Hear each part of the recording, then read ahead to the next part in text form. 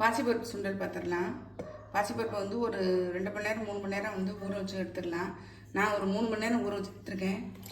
தண்ணியோடய இதில் சேர்த்துறேன்.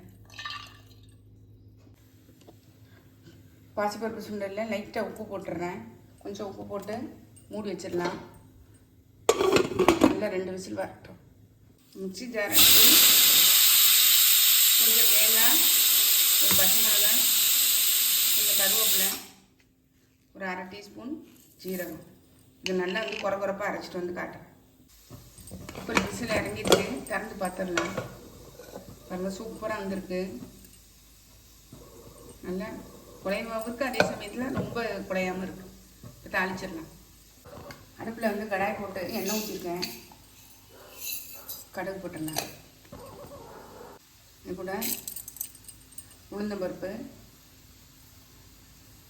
ஒரே ஒரு சின்ன காஞ்ச மிளகாவை பிச்சு சேர்த்துக்கிறேன். இது கூட அரைச்சி வச்சுருக்கிற அந்த பச்சை மிளகாய், தேங்காய், ஜீரகம் அதை சேர்த்துக்கிட்டேன். வேணா கொஞ்சம் இஞ்சி சின்ன துண்டு சேர்த்துக்கலாம். இது வந்து பச்சை வாசனை போகிற வரைக்கும் லைட்டாக வதக்கி விட்டாச்சு. கொஞ்சம் இதுக்கு மட்டும் லைட்டாக உப்பு சேர்த்துக்கிறேன்.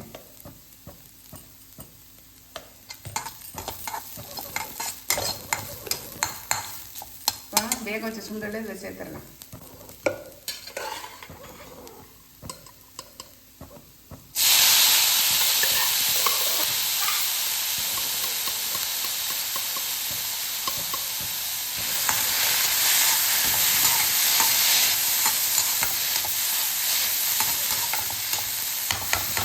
அவ்வளோதான், நம்மளுடைய சுண்டல் சூப்பராக ரெடி ஆயிடுச்சு.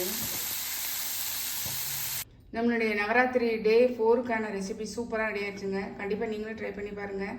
ட்ரை பண்ணி பார்த்து கமெண்ட்டில் சொல்லுங்கள், லைக் பண்ணுங்கள், ஷேர் பண்ணுங்கள், சப்ஸ்கிரைப் பண்ணுங்கள், பக்கத்தில் பெல் ஐக்கானை கிளிக் பண்ணுங்கள். நாளைக்கு வேறு ஒரு ரெசிபி நம்மளை சந்திக்கிறேன். Bye, thank you.